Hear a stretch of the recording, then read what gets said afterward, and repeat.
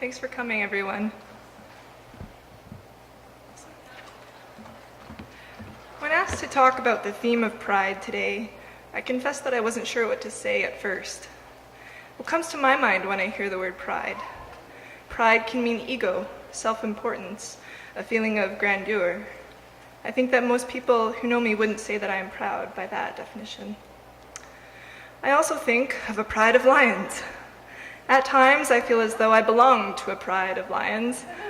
I find myself surrounded by family and friends who are loving and who are my allies in every way. This is my mom, Kathy.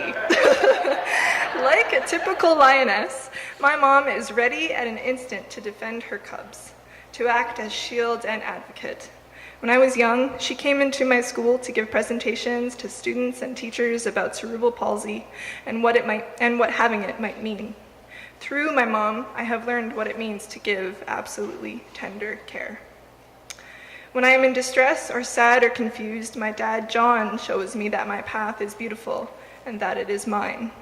Through him, I have learned to follow what it is that brings me joy and love. I can always count on my older sister Katie to be in my corner. When schoolyard bullies began to make life difficult for me as a kid, Katie made her appearance more than once. Through my sister Katie, I have learned what it means to be loyal, and I have learned what it means to kick some ass.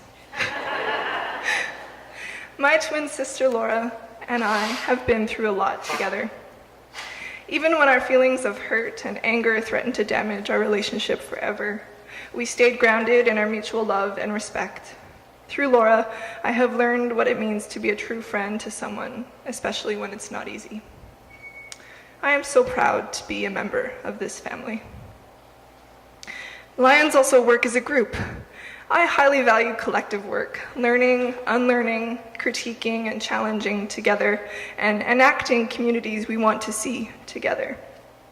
Here's an example of a great community partnership, which involved Momo Mixed Ability Dance Theater, We Should Know Each Other, Indefinite Arts Society, Sidewalk Citizen Bakery, and other people. In September of this year, I co-hosted this event called We Should Know Each Other, Making Connections Across the Ability Spectrum. In this event, people of all ability sets had a chance to connect with each other, learn from each other, and dance with each other. I find myself being proud of others. These are some folks from Disability Action Hall at their Quality of Life parade last June, marching and speaking in support of the rights and voices of disability-identified people. I am so proud to have worked with and become friends with these people working for social change. We are here today to celebrate the International Day of Persons with Disabilities and to pay homage to the people around the world who work so tirelessly to reaffirm this community's rights in the face of continuing challenges. This work is unbelievably valuable and necessary, and without it, I don't even want to picture where we would be. I suppose the question remains, am I a proud disabled person?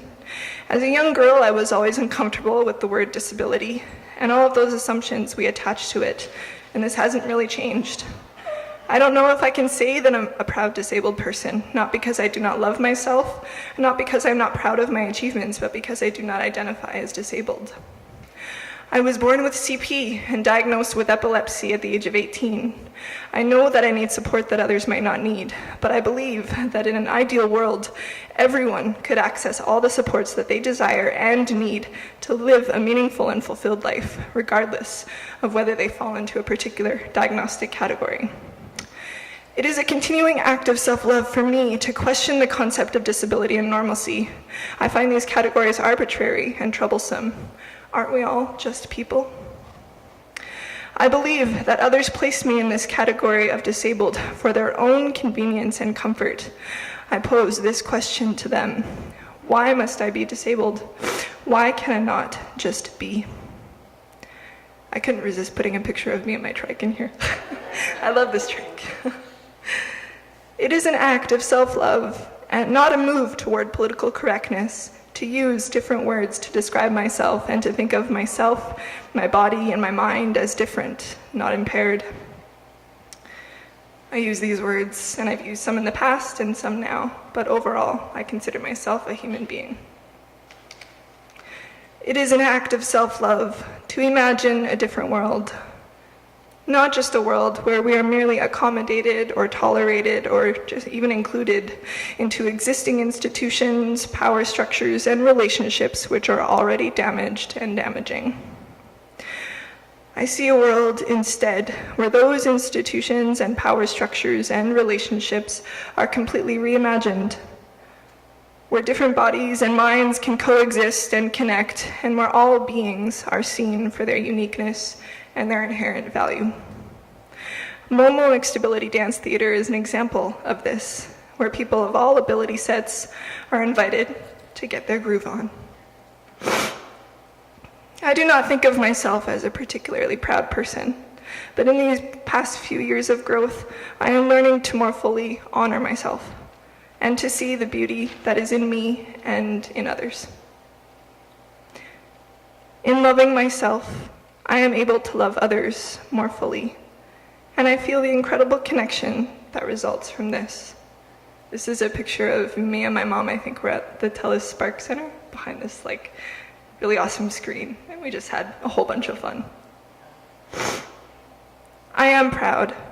I am proud of my family and the people I work with to make our communities better. I think of honoring myself as an ongoing process.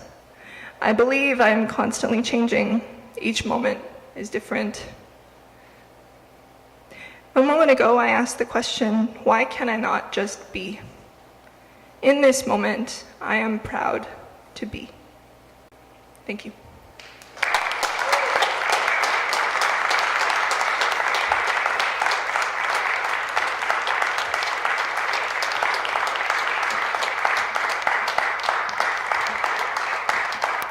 Thank you. That was wonderful.